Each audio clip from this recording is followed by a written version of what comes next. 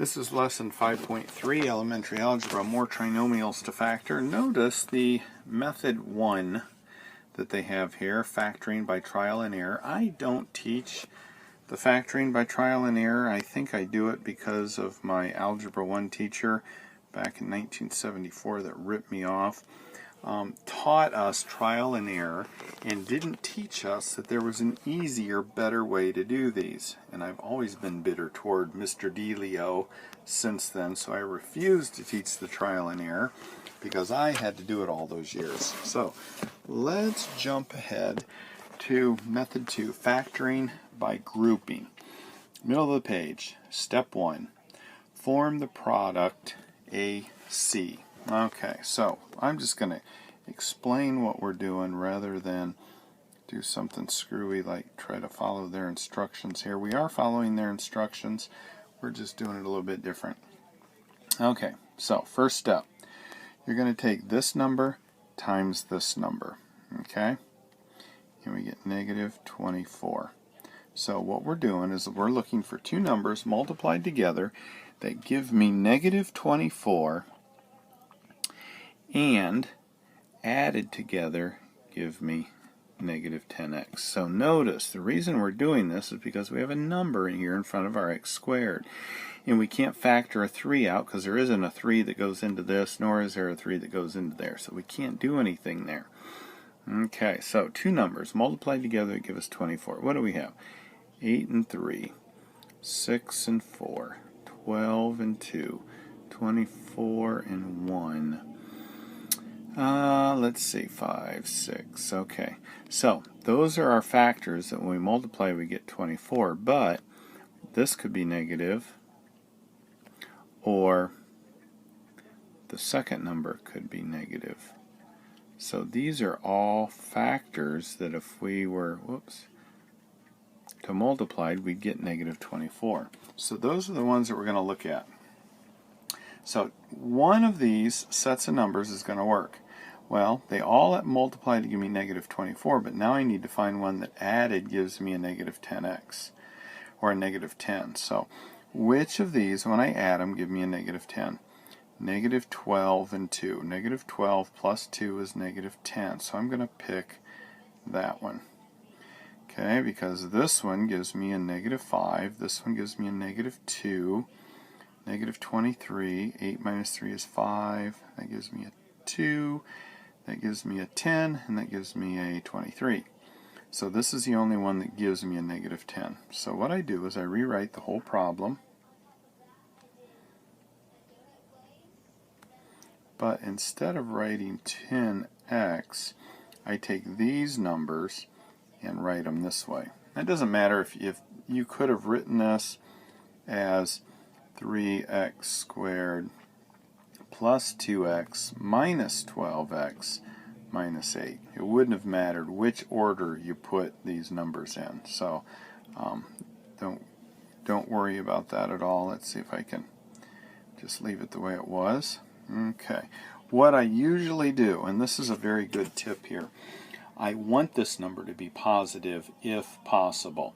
If I would have written it the other way, I would have gotten 3x squared plus 2x minus 12x minus 8. That would have been negative, which would have worked.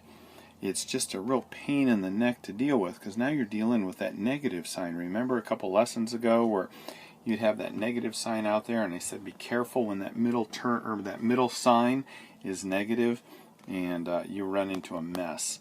So if you can make that positive, just order your numbers so that the positive is the middle sign there. Alright, so now what we're going to do is we're going to group these just like that. Okay? And this sign right there is going to be all by itself outside the parenthesis. Now we look at this one. Is there anything I can factor out? Well, yeah, I can take a 3 and an x out, and that leaves me with an x minus 4. Okay? Because remember, this is 3 times 4. We took the 3 out, leaving me with the 4. Alright, we're going to do the same thing here. Let's go ahead and write it as 2x minus 2 times 2 times 2. We're going to take out what's common, a 2, so it gets rid of that, gets rid of one of those, left with an x minus 4. 4. And one of the things that you'll notice, you will always get the numbers in the parentheses. They will be the same. Alright, and then we go back to what we used to do. 3x plus 2, took the numbers outside the parenthesis and wrote one time the number inside the parenthesis. And there you are done. Okay, so you're probably thinking, oh my gosh, this is so hard. I don't know that I can keep up with this on how to do this. You will. It's not as terrible as what it first appears. Alright. Next example. 4x squared minus x minus 3. Let's put a 1 there just so we know it's there. Alright, first step. 4 times negative 3. This times this. That gives me negative 12. Two numbers multiplied together give me negative 12. So negative 12 and 1, 12, negative 1. 3, negative 4, negative 3, 4. 6, negative 2, negative 6, and 2. So those all multiplied together give me negative 12. Which ones add up to give me negative 1? And I'm not going to belabor this, that one right there. 3 minus 4 is negative 1, so I know that one's it. So then I write the problem over again, putting these in place of the negative 1x.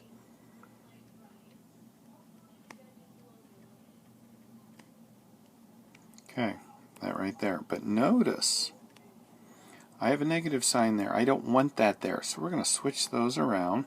And again, you don't have to switch them around, but it makes a real mess if you don't. So if you can, switch them around so that the positive sign is that middle term, or that middle sign there. Now we'll look at these, and let's see what we can factor out. I can factor out a 4 and an x, and I'm left with x minus 1, because I took both of these out, and I had to have a 1. I have to have something in its place. I can't just make it a 0.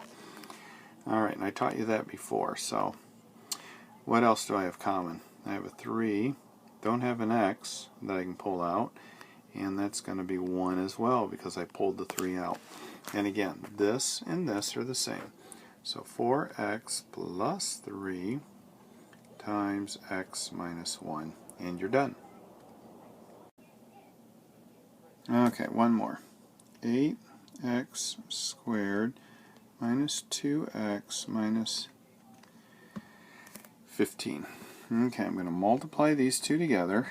15 times 8 is negative 120.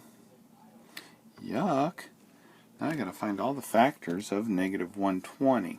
Okay, one of the things that helps, because there's a lot of numbers multiplied together that give you 120. I mean, we can do negative 12 and 10, 12, negative 10, 60 and 2, 30 and 4, 15 and 8. I mean, the list goes, we'll have such a huge thing.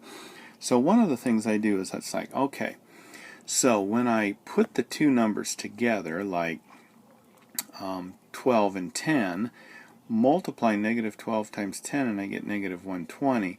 Then I look and see how far apart are these two numbers.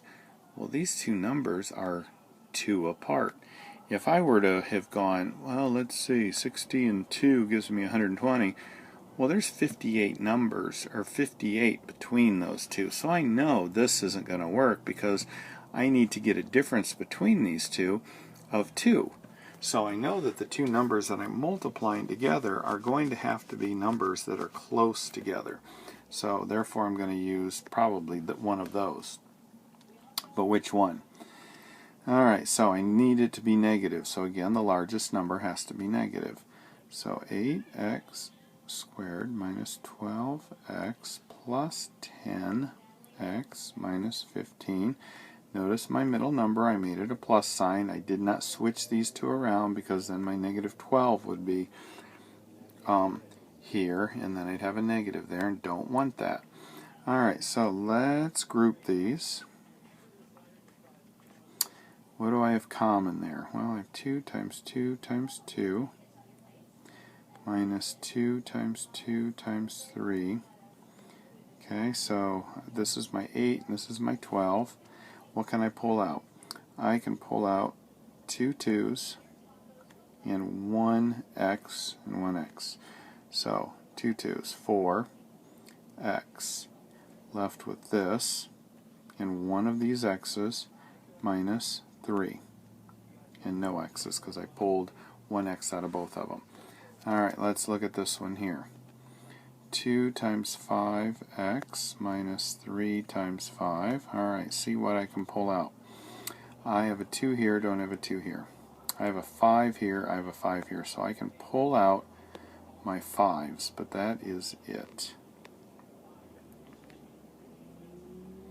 And then that leaves me with 2x minus 3. And they are the same. They will always be the same. If they're not, you did something wrong.